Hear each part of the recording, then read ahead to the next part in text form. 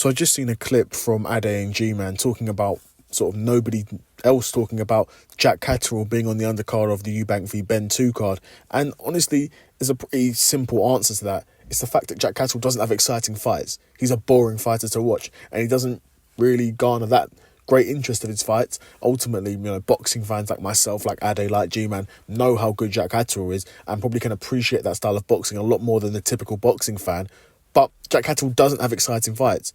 He jabs and holds his ways to victories. Now, again, as a boxing fan, I know there's nothing wrong with that, but you're not going to sell loads of tickets. You're not going to have loads of social media attention. You're not going to be able to sort of sell your fights the same way someone in the same weight division, Conor Benn, can.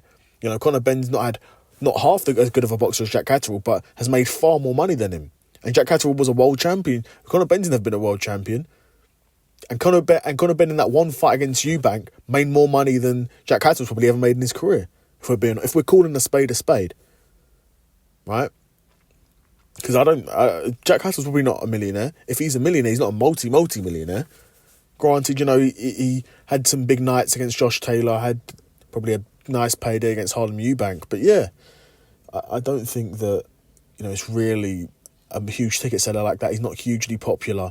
And it's no surprise to me that no one's really talking about Jack Catterall fight because, again, Eko Essuman, who's a decent fringe world level boxer, I think Jack Catterall should still be good enough to beat him.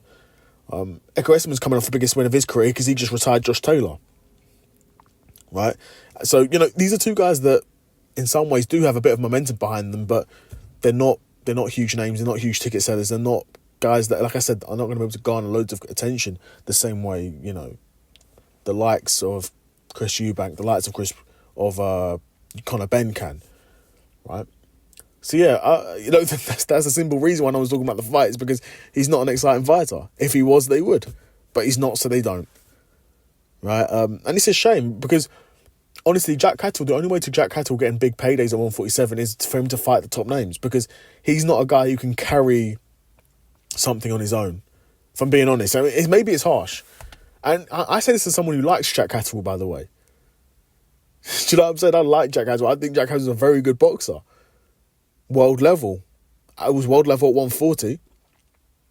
No doubt will be capable of mixing it at world level at 147, in my opinion. At least fringe world level. I think he's probably at the level of an Eko Essuman. He's in and around that level, in my opinion. I think he'll beat Eko Essuman.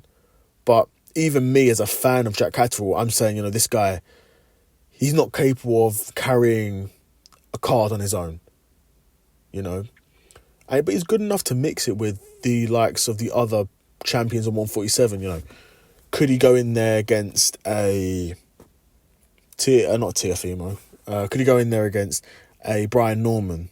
Yeah. Could he go in there against a Rowley? Yeah. Could he go in there with a Lewis Crocker? He probably should fight Lewis Crocker. That wouldn't be too bad of a fight. I mean, honestly, it would be a bit mad, but probably because Jack Catterall was a bit more of a polished boxer than Paddy Donovan. Even though Paddy Donovan's very good in my opinion and was outboxing Lewis Crocker, people do say Paddy Donovan fights a bit too much like an amateur. I think Jack Catterall is capable of beating Lewis Crocker. I don't think Lewis Crocker is that great of a boxer in my opinion. So there's even a route to a world championship. Again, it wouldn't be a huge payday because, again, they're not huge names. But, yeah, let me know what you guys think of Jack Catterall, not really being talked about for this Eubank v Ben card. Are you surprised? Do you think it's, bad job promoting by Eddie and Turkey and all the parties involved? Let me know what you think in the comments below. Another episode of the Seth Soto Side Quest in the bag, and I'm out. Peace.